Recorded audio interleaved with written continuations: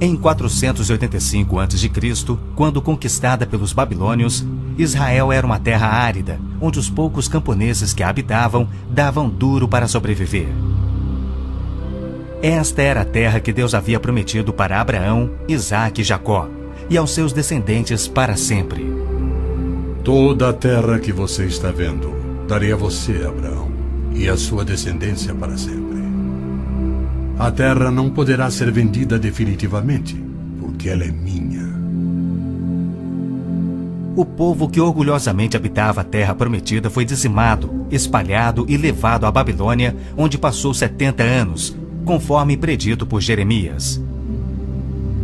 Toda esta terra se tornará uma ruína desolada, e vocês estarão sujeitos ao rei da Babilônia durante 70 anos. Muitos judeus haviam voltado a Jerusalém para reerguer o templo, mas o resto da cidade estava em ruínas, suas paredes derrubadas e portões queimados.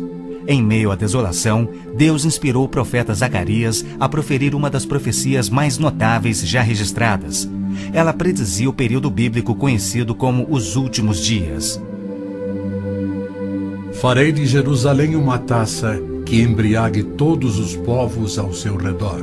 Farei de Jerusalém uma pedra pesada para todas as nações. O cumprimento dessa profecia após o admirável renascimento de Israel em 1948 é constatado pelo mundo todo. Exatamente como previsto na Bíblia, ao invés de Nova York, Berlim ou Moscou, a pequenina Jerusalém é o fardo maior dos países do mundo. O peso que ela tem é tal que o Conselho de Segurança das Nações Unidas dedicou quase 1/3 das suas deliberações a Israel, que representa apenas 1/1000 da população mundial.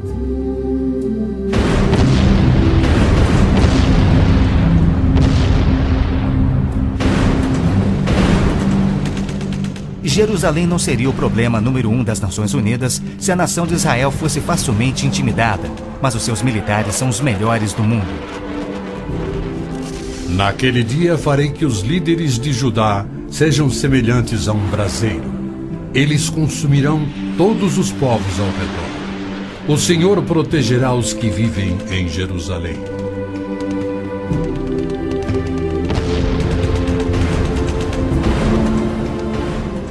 E exatamente como previsto, Israel tem devorado quem o ataca, vencendo todas as guerras, apesar de enormes desvantagens.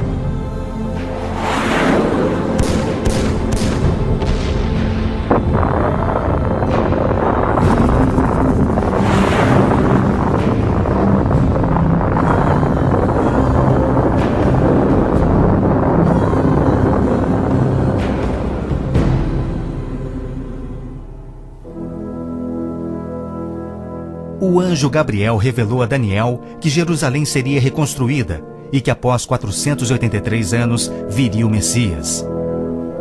E que seu próprio povo, o povo de Israel, o rejeitaria e o crucificaria. Que a cidade e o templo ficariam outra vez em ruínas. E foi assim que aconteceu. Depois o ungido será morto e já não haverá lugar para ele. A cidade e o lugar santo, o templo, serão destruídos pelo povo do governante que virá. Jesus entrou em Jerusalém no dia exato da profecia, foi aclamado como Messias e depois rejeitado. Jesus mesmo profetizou: Eu lhes garanto que não ficará aqui pedra sobre pedra, serão todas derrubadas. E serão levados como prisioneiros para todas as nações. No ano 70 DC, exatamente como Cristo previu, os exércitos romanos sob Tito saquearam Jerusalém, derrubaram o templo de Herodes e não deixaram pedra sobre pedra. Mais de 1 milhão de judeus foram mortos e o remanescente espalhado pelas nações. Vocês serão desarraigados da terra em que estão entrando para dela tomar posse. Então o Senhor os espalhará pelas nações, de um lado ao outro da terra. Os profetas de Israel também previram o antissemitismo, que perseguiria os judeus por toda parte. Vocês serão motivo de horror e objeto de zombaria e de riso para todas as nações. Espalhados entre as nações, os judeus têm sido odiados, perseguidos e mortos como nenhum outro povo, enquanto a estéril terra de Israel permaneceu de luto. Após sua visita em 1867, o escritor Mark Twain escreveu: Belém, a terra em que os anjos cantaram não é habitada por criatura alguma. A Palestina se recobre de pano de saco e cinzas, desolada e sem beleza. Em outra de suas profecias admiráveis, Jesus declarou: Jerusalém será pisada pelos gentios, até que os tempos deles se cumpram. Jerusalém foi disputada por todos os grandes povos da história. Babilônios a dominaram, depois os medo-persas. Alexandre o Grande tomou a Palestina para os gregos em cerca de 300 a.C. Depois foram os egípcios, seguidos pelos assírios e então os romanos. Invasores islâmicos se apoderaram dela, mas foram depostos nas cruzadas. Mais tarde, os mamelucos islâmicos do Egito a tomaram. Depois, os turcos otomanos reinaram por 4 séculos. E ao longo destes séculos, os judeus ali viveram e sofreram. O pleno cumprimento das profecias bíblicas sobre Israel, Jerusalém e os judeus é a prova incontestável da existência de Deus e da veracidade bíblica.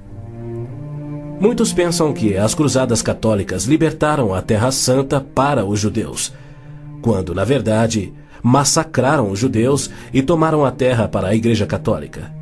O Papa Urbano II, que organizou a primeira cruzada, desafiou seus seguidores a seguirem a estrada para o Santo Sepulcro, tomando a terra daquela raça malvada e sujeitando-a ao seu domínio.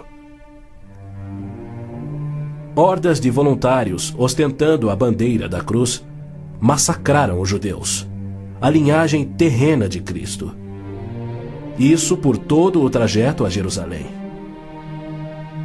O líder da cruzada, Godofredo de Bouillon, jurou que se vingaria pelo sangue de Cristo, matando até o último dos judeus. Ao tomarem a cidade de Davi, seus homens perseguiram os judeus até a sinagoga e atearam fogo nela. Os papas subsequentes trataram os judeus como leprosos sem qualquer direito. Entre estes, Pio VII, Leão XII, Pio VIII e Gregório XVI.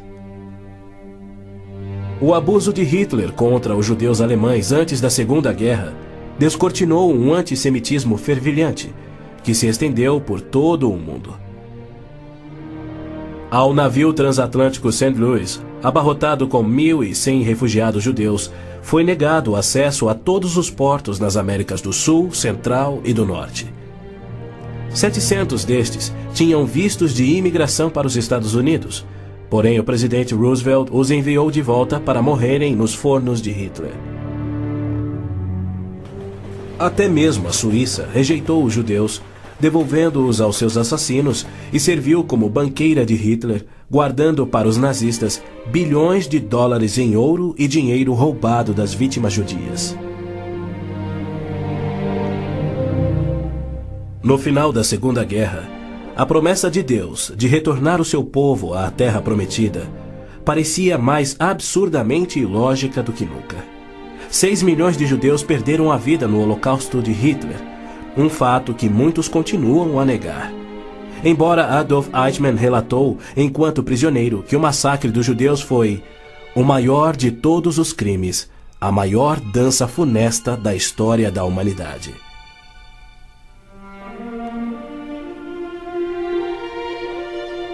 E o mais incrível é que, após a guerra, centenas dos esqueléticos sobreviventes, libertados dos campos de extermínio, foram mortos em toda a Europa. Porém, Deus não esquecera das suas promessas. De 1945 a 1948, apesar de um cruel bloqueio naval inglês, 10 navios antigos contrabandearam 70 mil sobreviventes do Holocausto para dentro da Terra Prometida. Nas palavras de um dos sobreviventes, os velhos navios e a frota britânica eram ameaças menores que a vida na Europa. Pela primeira vez em anos tínhamos um propósito: a criação de um Estado judeu. Milhões de judeus têm voltado a Israel oriundos de mais de 100 países. A existência de Israel hoje, na Terra Prometida, é incontestavelmente uma obra de Deus. Vejam, eu os trarei da terra do norte e os reunirei dos confins da terra. Aquele que dispersou Israel o reunirá. Em novembro de 1947, as Nações Unidas adotaram a sua Resolução 181. Ela dividia a Palestina, dando 18% aos judeus e 82% aos árabes. E tornou Jerusalém uma cidade internacional que, conforme o Vaticano também insistiu, nunca poderia ter domínio judeu. O mundo árabe rejeitou esta resolução e exigiu toda a Palestina. Até hoje, nenhum mapa árabe admite a existência de Israel.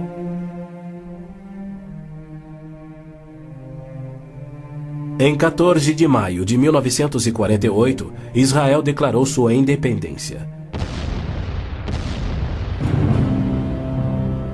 E foi imediatamente invadido por 6 nações árabes. Seus soldados eram várias vezes mais numerosos que os colonos judeus e tinham superioridade indiscutível em armas, tanques e aviões. Tendo recebido da ONU uma faixa estreita e indefensável de terra, rodeada de inimigos dispostos a exterminá-lo, Israel deveria ter sido aniquilado.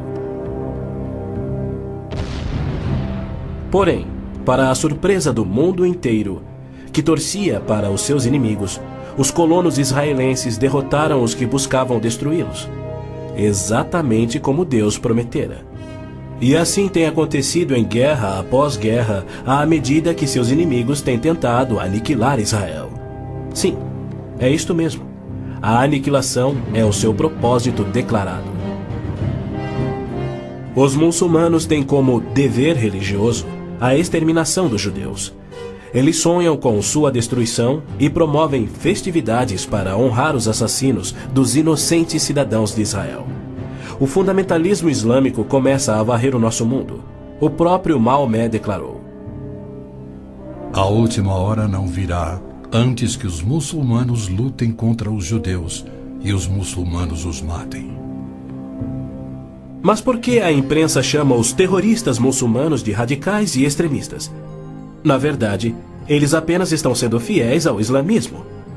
O Corão ordena: Não tomeis por confidentes amigos os judeus nem os cristãos. Matai os idólatras, os não muçulmanos, onde quer que os acheis. Capturai-os, acossai-os e espreitai-os.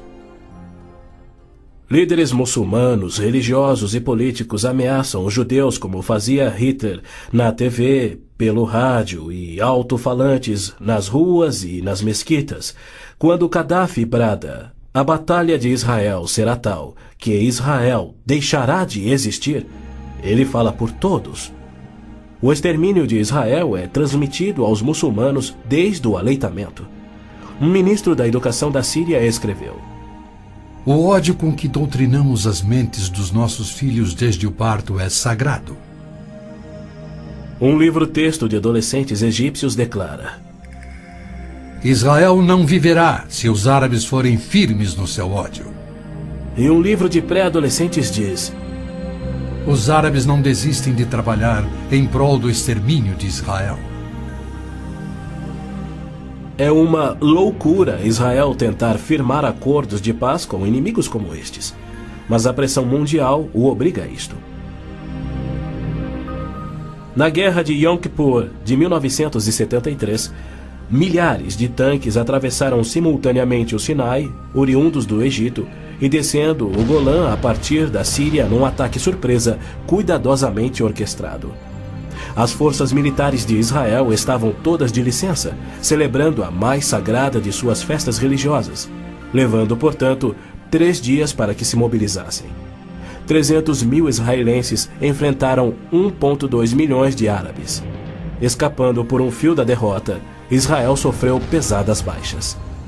Mas, em cumprimento incontestável da admirável profecia de Zacarias, de que as tropas judias seriam como fogo que consumiria as nações vizinhas, Israel expulsou os seus inimigos. Em retaliação por ter se defendido, 61 nações romperam relações diplomáticas com Israel, enquanto nenhuma nação repreendeu os árabes por seu ataque surpresa. Este tenso e custoso estado de alerta de Israel tem sido manipulado de modo a acusá-lo de perpetrador de violência infundada contra vizinhos amantes da paz. O antissemitismo é uma força motriz da mídia mundial, que é muito influenciada pelo dinheiro do petróleo. Não se veicula nenhuma crítica aos árabes e suas repetidas ameaças de extinção de Israel.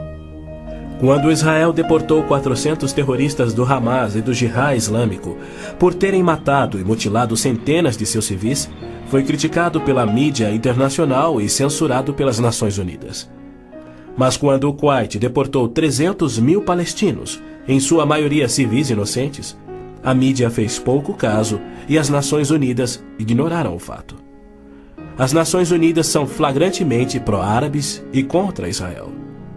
As chamadas Forças de Paz das Nações Unidas no Líbano abrigaram terroristas da OLP, ofereceram suas instalações para treinar terroristas, forneceram equipamento militar e auxiliaram as equipes de terroristas a caminho de atacarem Israel.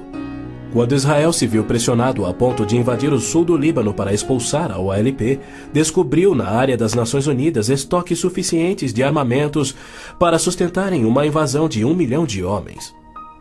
E a maioria, incrivelmente, era avançada demais para ser operada pela OLP e era obviamente destinada a uma invasão soviética. A ONU já condenou Israel mais de 370 vezes por ter se defendido, porém nunca condenou os terroristas ou os seus agressores. 2 anos após a Olimpíada de Munique, em que a OLP assassinou 11 atletas israelenses, Arafat, o seu líder, foi convidado para falar na Assembleia Geral da ONU. E foi recebido como herói, embora clamasse pela extinção de Israel. O então secretário-geral da ONU, Boutros Ghali, declarou: Os judeus devem abrir mão de sua condição de nação e do Estado de Israel para serem assimilados como uma comunidade do mundo árabe. O Domo da Rocha, no cume do Monte Moriá, está situado no coração de Jerusalém. Esta edificação de 141 mil metros quadrados inspira paixões tão explosivas que pode ser o estopim da Terceira Guerra Mundial a qualquer instante. Foi ali que Abraão obedientemente construiu um altar e colocou sobre ele o seu filho Isaque, disposto a oferecê-lo como sacrifício a Deus. Mas Deus o impediu e proveu um carneiro para substituir a Isaque. 900 anos mais tarde, há cerca de 3.000 anos, o rei Davi comprou aquele terreno santo de Araúna, o Jebuseu, para poder edificar ali um altar a seu Deus. E foi ali que Salomão construiu o primeiro templo. Do templo judeu, destruído por 2 vezes, não resta nada. Em seu lugar se ergue o Domo da Rocha, um imenso monumento ao deus islâmico da lua, o antissemita Alá.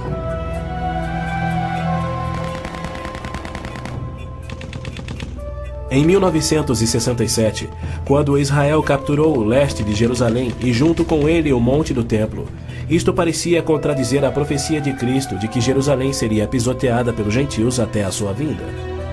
Mas, incrivelmente, Israel imediatamente devolveu o Monte do Templo aos cuidados do rei Hussein da Jordânia.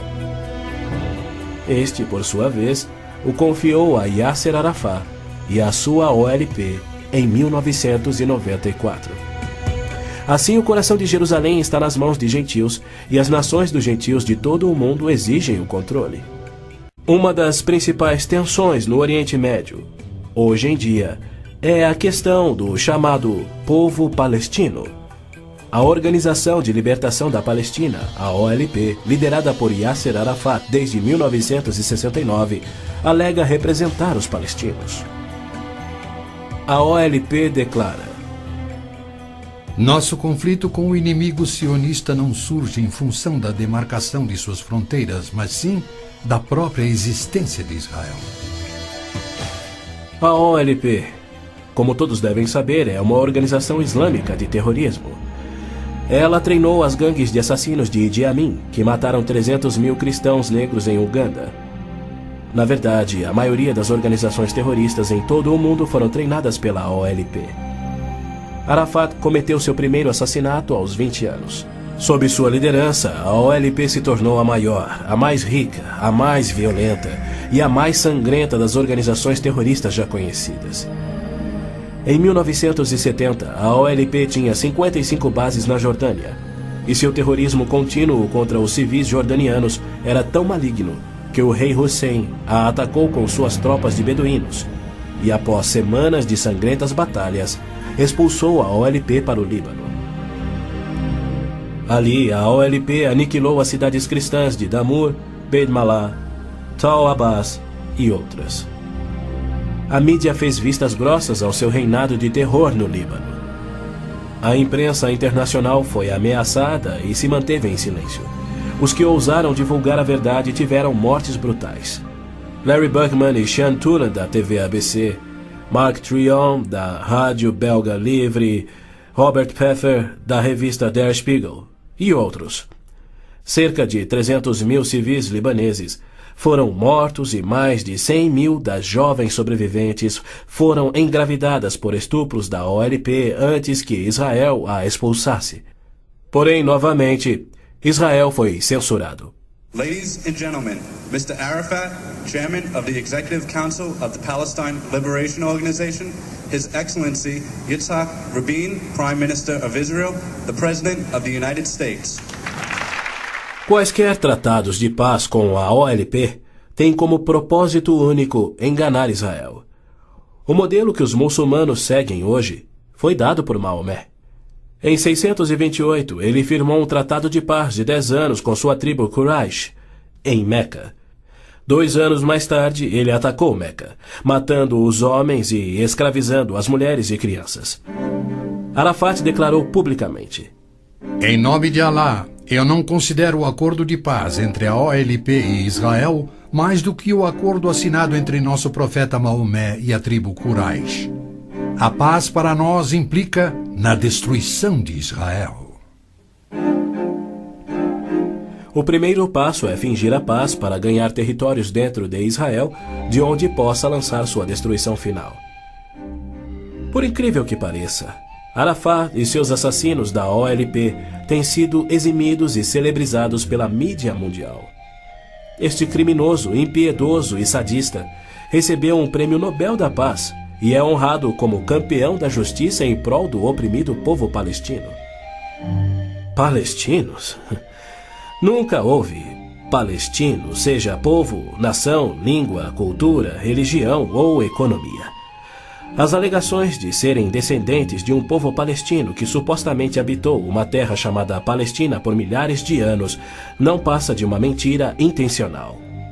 A terra era chamada Canaã e era habitada por cananeus.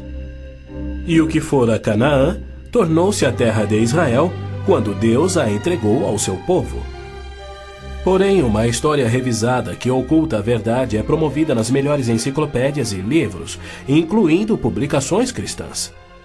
Aqueles que hoje se denominam palestinos são árabes, por berço, língua, religião islâmica e cultura. A origem do termo Palestina provém dos filisteus, os arqui-inimigos do antigo Israel. Em 130 d.C., os romanos reconstruíram Jerusalém como uma cidade pagã, tendo um templo de Júpiter no lugar do templo judeu. Provocados à rebelião, 500 mil de judeus foram mortos e milhares escravizados. Os romanos, irados, renomearam a terra de Israel, batizando-a de Síria-Palestina. Assim surgiu o termo palestino. Dali em diante, os judeus que ali viviam foram chamados de palestinos.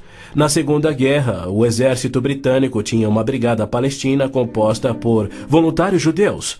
A Orquestra Sinfônica da Palestina era de judeus, assim como o Palestine Post era um jornal de judeus.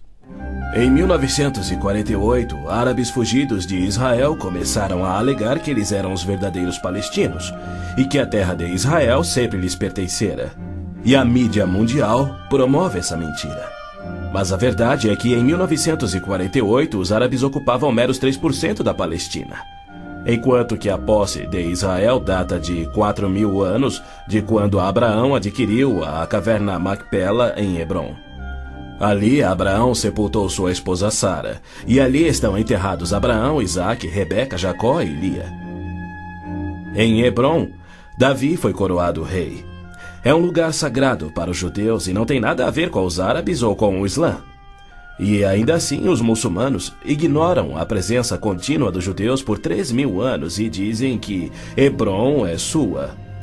Construíram uma mesquita e estão determinados a expulsar todos os residentes judeus. Há meio século, o mundo convive com o problema de centenas de milhares dos autodenominados refugiados palestinos da guerra pela independência em 1948. Em mais uma mentira típica, a mídia internacional acusa os judeus de impiedosamente desalojarem a população nativa. Mas, na verdade, foi o alto comando árabe que os instruiu por rádio a deixar rapidamente a Palestina enquanto eles massacrariam os judeus. Uns 350.000 fugiram. Muitos ficaram. Os que ficaram hoje são cidadãos israelenses e atualmente compõem uns 16% do eleitorado de Israel.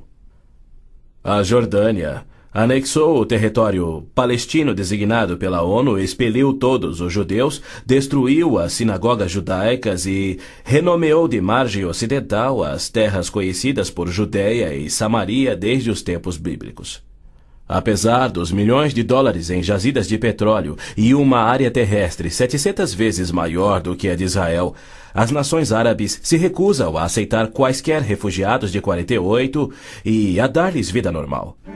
Somando milhões devido à sua alta taxa de natalidade, hoje eles são restritos a vergonhosos acampamentos de refugiados em Gaza, Jordânia, Líbano, Síria e na margem ocidental. Estes infelizes são mantidos assim para que seu infortúnio seja exibido como propaganda.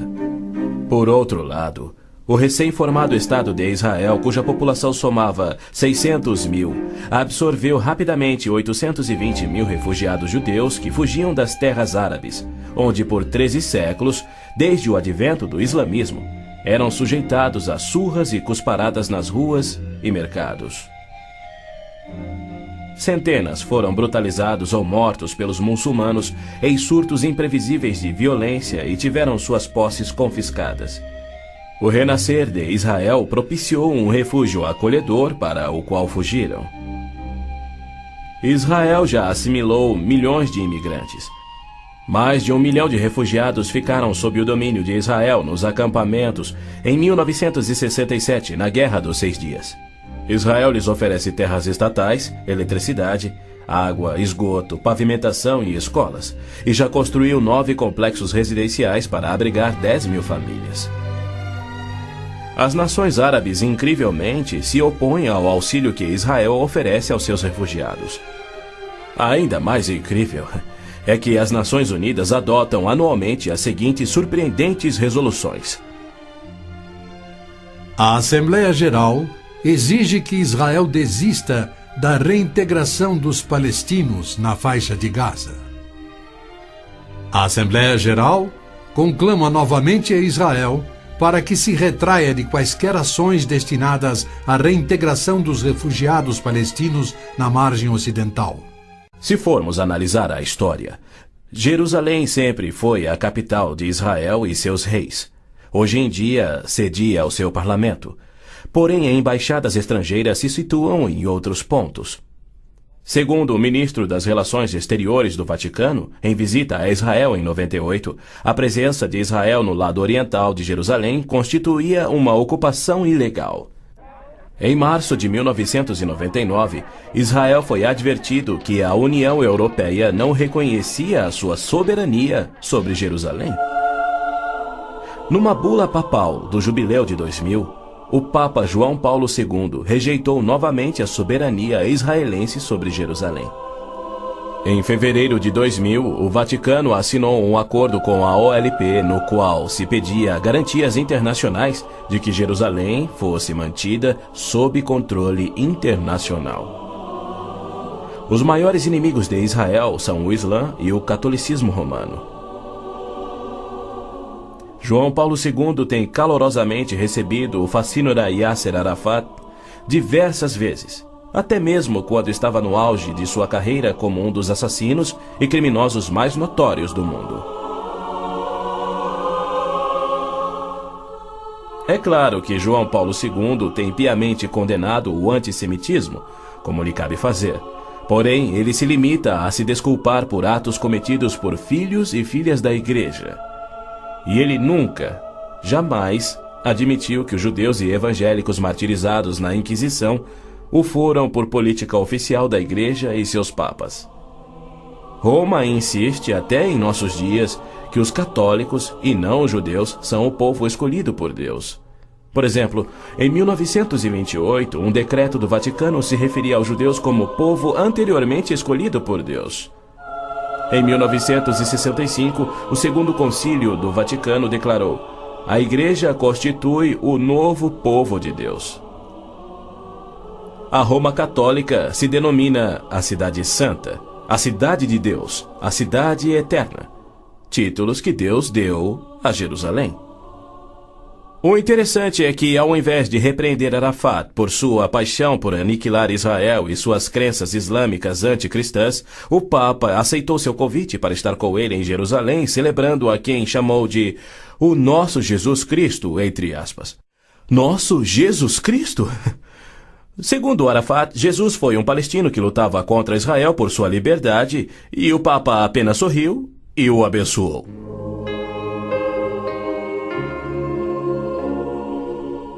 Os judeus culpam a Cristo e aos cristãos pelo antissemitismo do catolicismo romano. Mas o catolicismo, com seu falso evangelho de obras, sacramentos, purgatório e indulgências, não representa o cristianismo bíblico. Nenhum cristão verdadeiro poderia ser antissemita. Jesus foi um judeu. Inclusive, a Igreja Católica matou muito mais evangélicos do que judeus. O Papa Inocêncio III massacrou por completo a cidade de Béziers, na França. Morreram cerca de 60 mil cristãos albigenses. E segundo o Papa, foi o auge do seu papado. Os exércitos dos papas levaram um século para exterminar os albigenses e o mesmo destino foi imposto aos valdenses, huguenotes, husitas e outros. No massacre de São Bartolomeu foram chacinados 70 mil huguenotes, mais 200 mil foram mortos depois e 500 mil fugiram da França para salvar a vida. E como estes, há muitos outros exemplos.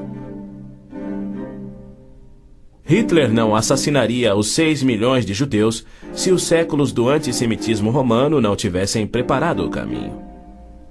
Em 26 de abril de 1933, Hitler relembrou aos representantes do Vaticano, Bispo Burning e Monsenhor Steinmann, que por 15 séculos Roma considerara os judeus parasitas a serem exterminados, e que ele lhes oferecia uma solução final para o problema dos judeus.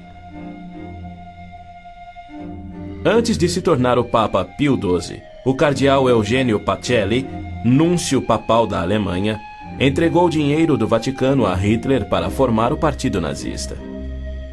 Ao se tornar Papa, Pacelli enviou uma mensagem de apoio ao Führer. Ao ilustre Herr Adolf Hitler, Führer e chanceler do Reich alemão.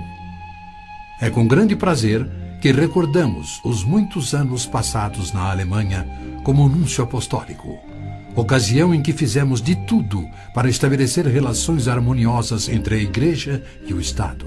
Agora, suplicamos ainda mais fervorosamente para alcançarmos este alvo.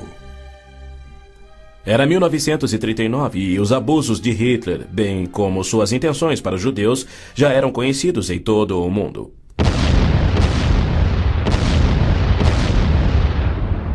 Foi em janeiro daquele ano que Hitler declarou que a guerra resultaria na, abre aspas, exterminação da raça judaica, fecha aspas. Die Völker noch einmal in einen Weltkrieg zu stürzen, dann wird das Ergebnis nicht der Sieg des Judentums sein, sondern die Vernichtung der jüdischen Rasse in Europa. Após 4 anos, em 22 de junho de 1943, enquanto pairava a fumaça de judeus incinerados nos céus da Europa, o Papa Pio XII, em contraposição à promessa de Deus, escreveu ao presidente Roosevelt tentando dissuadi-lo de tornar a Palestina em terra judia. Não existe precedente histórico para justificar o regresso de um povo a uma terra deixada 19 séculos antes. Se os hebreus desejam um lar, não seria muito difícil encontrar um território que lhes sirva melhor que a Palestina. Com o aumento da população judaica naquela região, graves novos problemas surgiriam. Sem precedente histórico, Deus o havia prometido. Pio XII nunca condenou o Holocausto em público. Tampouco buscou dissuadir Hitler do seu intento de aniquilar os judeus. Porém, ele se manifestou, de forma bem enfática, contra o regresso dos judeus à terra de Israel, que Deus lhes dera como herança eterna. Do mesmo modo, Pio X declarou em 1904: Não podemos reconhecer os judeus como povo. Em 1919, o cardeal Pietro Gasparri, secretário de Estado do Vaticano, escreveu: O perigo que mais nos amedronta é o da criação de um Estado judaico na Palestina. E quanto ao Islã, esta religião de violência tem sempre forçado conversões pela espada. Após a morte de Maomé, a maioria dos árabes abandonou o Islã, dando origem às famosas guerras da apostasia. Abu Bakr, o primeiro califa a suceder Maomé, matou dezenas de milhares de ex-muçulmanos buscando reimplantar o Islã. Até o início do século VIII, os ferozes guerreiros do Islã haviam tomado a maioria do Oriente Médio, muito da África e haviam quase conquistado a Europa. A violenta natureza do Islã é vista ainda hoje em multidões bradando "Allah é grande" e infligindo terror e morte sobre os não-muçulmanos. O Islã está por trás da maior parte do terrorismo no mundo. Hoje em dia, multidões muçulmanas periodicamente massacram milhares de cristãos, queimando e saqueando as suas terras.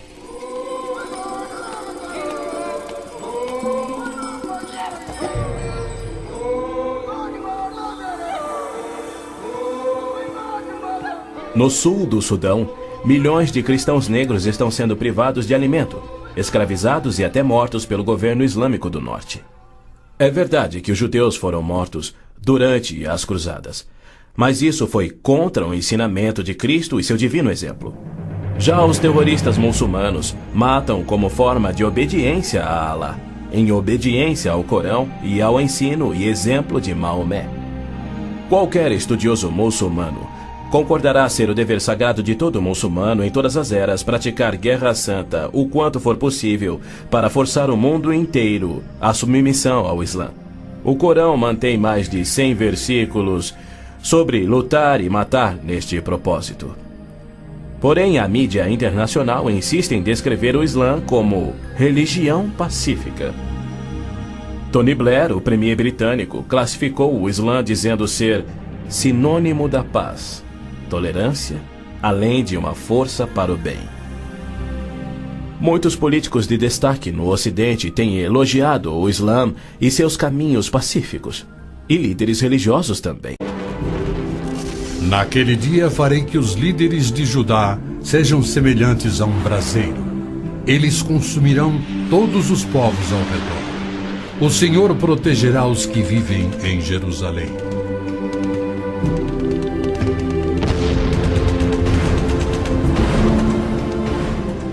E exatamente como previsto, Israel tem devorado quem o ataca, vencendo todas as guerras, apesar de enormes desvantagens.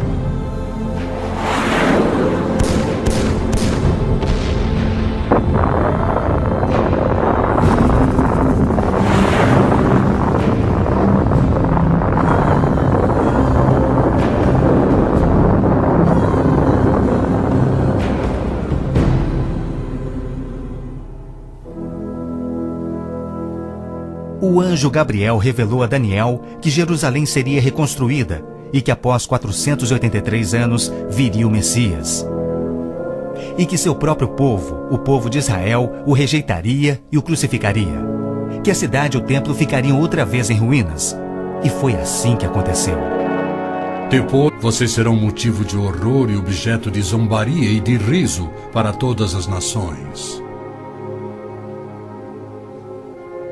Espalhados entre as nações, os judeus têm sido odiados, perseguidos e mortos como nenhum outro povo, enquanto a estéril terra de Israel permaneceu de luto. Após sua visita em 1867, o escritor Mark Twain escreveu: Belém, a terra em que os anjos cantaram não é habitada por criatura alguma. A Palestina se recobre de pano de saco e cinzas, desolada e sem beleza. Em outra de suas profecias admiráveis, Jesus declarou: Jerusalém será pisada pelos gentios, até que os tempos deles se cumpram. Jerusalém foi disputada por todos os grandes povos da história. Babilônios a dominaram, depois os medo-persas. Alexandre o Grande tomou a Palestina para os gregos em cerca de 300 a.C. Depois foram os egípcios, seguidos pelos assírios e então os romanos. Pois o ungido será morto e já não haverá lugar para ele. A cidade e o lugar santo, o templo, serão destruídos pelo povo do governante que virá. Jesus entrou em Jerusalém no dia exato da profecia. Foi aclamado como Messias e depois rejeitado. Jesus mesmo profetizou: Eu lhes garanto que não ficará aqui pedra sobre pedra. Serão todas derrubadas. E serão levados como prisioneiros para todas as nações. No ano 70 DC, exatamente como Cristo previu, os exércitos romanos sob Tito saquearam Jerusalém, derrubaram o templo de Herodes e não deixaram pedra sobre pedra. Mais de 1 milhão de judeus foram mortos e o remanescente espalhado pelas nações. Vocês serão desarraigados da terra em que estão entrando para dela tomar posse. Então o Senhor os espalhará pelas nações, de um lado ao outro da terra. Os profetas de Israel também previram o antissemitismo, que perseguiria os judeus por toda parte.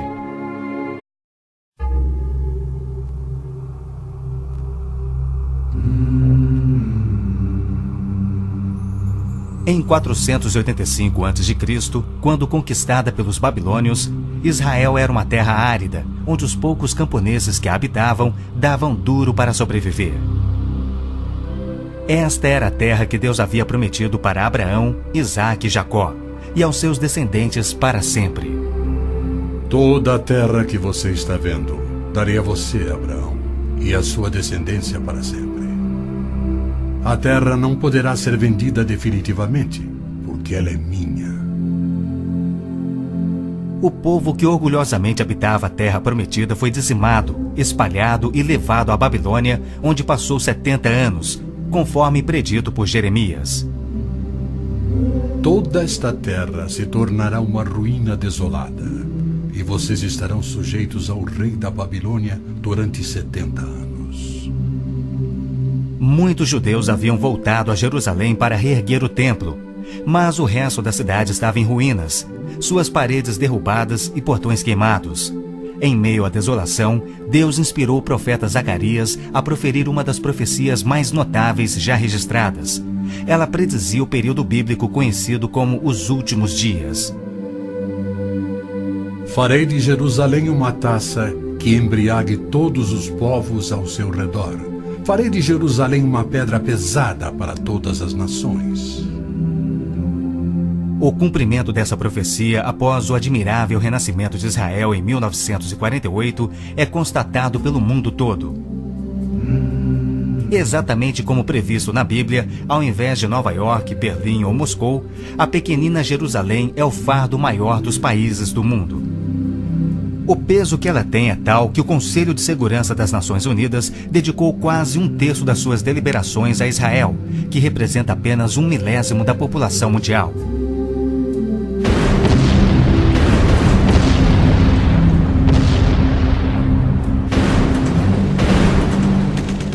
Jerusalém não seria o problema número 1 das Nações Unidas se a nação de Israel fosse facilmente intimidada, mas os seus militares são os melhores do mundo.